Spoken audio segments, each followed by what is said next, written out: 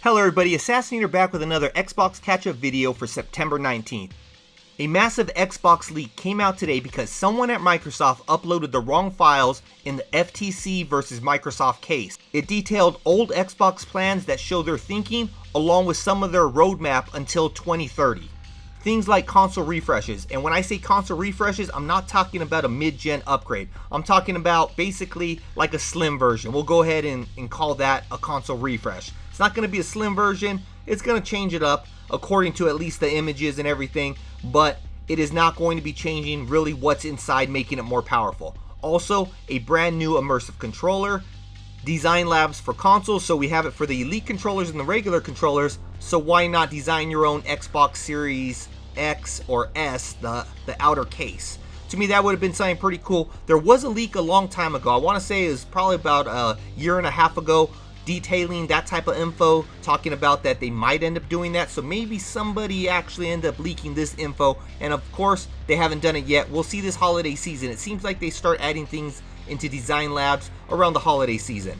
And then they had Bethesda's forecast, which is big because it kind of outlines what Bethesda is working on, but again, this was all before Microsoft acquired ZeniMax, and according to the details, some of this stuff is already outdated. And they had the next generation Xbox console projected to come out in 2028. Alongside emails that show some of the potential companies that Xbox was looking to acquire. Now I can go into all the details since I've already taken all the notes, but I decided not to because some of these emails and documents are really old. I mean, we're talking from 2020 and things change over the course of 3 years. I mean, they are good to look at to see what Xbox vision was or might be, but we shouldn't be expecting everything from these documents. I mean, the Xbox refresh, it might not end up happening, so don't expect it. Maybe hope for it if that's something that you want. And same with the brand new console coming out in 2028, they might have talked about cloud and all that stuff. Again, don't get all upset about it if that's not something that you want, because things are going to change, things are going to evolve before they end up releasing that, and we'll end up seeing maybe the technology will be there. They might end up implementing a smaller version of it in the Xbox Series X, and then maybe you'll be like, okay, it isn't as bad as I thought it was going to be. So let's wait and see when they actually announce it. And as Phil Spencer's post says, they will share the real plans when they are ready. So all I know is Xbox is all in on gaming and their future looks pretty bright. I mean, even with this massive leak, the biggest leak in gaming history that happened to be because of Microsoft, so it was their own fault that this happened, it didn't really matter because Phil Spencer was still playing Starfield. I mean, you can see the screenshot by Scarlet Function. I mean, not much he can do, the leak was already out, so he might as well be enjoying himself. Now I'll keep my notes and images and reference them in the future if the information provided in this leak align with Xbox's current direction. I'll make sure to talk about them in a future Xbox catch-up, but I'll wait until then.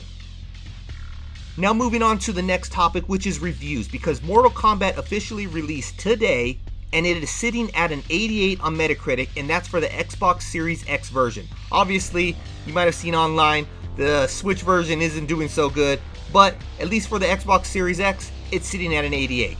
And overall, it's a pretty good score from what I feel is the best fighting game outside of Smash Brothers. And then we got some reviews for Party Animals, the physics-based party game that looks like a bunch of stuffed animals having a whole lot of fun. It releases day one into Game Pass, which is tomorrow, September 20th. Now it's sitting at a Metacritic score of about 80 on the Xbox Series X, but that's only with one review because at the time of checking it out, that's all there was one review. Now I can't give you my opinion on this game. It does look like a lot of fun, but I wasn't able to get into the beta to actually check it out to actually give somewhat of an opinion on the game. But again, it looks like a lot of fun. I will be checking it out with family this weekend. Next, we're talking about the Game Pass edition. So we have Party Animals, which releases tomorrow, September 20th, PayDay 3, which released today, September 19th, and Liza P, which released yesterday, September 18th. I know, it came out a day early, but we still have games coming out. So Cocoon is coming out on the 29th. And then we have Gotham Knights coming out on October 3rd, along with the Lamplighters League. So the one game that stands out would be Gotham Knights, which I've had since day one. I have not actually ended up playing it. I haven't put time in, so I can't really talk about it. All I know is a lot of people talk bad about it, but it could be like Avengers. People had a lot of fun with Avengers when it came to Game Pass, but it wasn't something that they were going to spend, $40 to $70 on. That'd be the one I'd say give a chance and test out. But at most, it's not your cup of tea. You lost 30 to an hour, and you don't ever have to touch it again, but you at least figured it out for yourself. You might end up finding yourself a game that you actually enjoy. Now, of course, we always talk about games coming to Game Pass, and then there's the games leaving Game Pass on September 30th. So go ahead and check out the image on screen right now. The one, again, that stands out to me would be Outriders. Now, I'm not a looter shooter type person. I did play in the beta. I didn't really care for the beta, but again, this isn't my type of game. So therefore, if it's not my type of game, I'm probably not going to find that type of enjoyment from it. But from a lot of people I talked to, from friends, they actually had a whole lot of fun with this game. So if it's something that interests you, looter shooters, first person looter shooter, kind of like Destiny, but not quite like Destiny, go ahead and check it out. Now, another game that will be coming to Game Pass next month is Forza Motorsports. It comes out in early access on October 6th, and then comes out as the regular day one release for Game Pass on October 10th. Well, you can preload the game right now, and it is coming in at about 130 gigabytes on the Xbox Series X and the PC. And if you want to download the Xbox Series S version, that's coming in at about 97 gigabytes. So it's a pretty big size, so make sure to start that download early so you can start playing it as soon as it drops. Now, the last topic is going to be about Xbox's latest AAA release, which is Starfield. It just hit a new milestone of 10 million players. So 10 million people have given it a chance. I'm one of those people. I'm enjoying this amazing game. I know some people tried it out and they didn't stick around. Maybe it wasn't their cup of tea, but not every game will be everyone's cup of tea. Not every game is like that. I mean, there's no game out there that everyone plays because everyone enjoys it. Just think about your favorite game.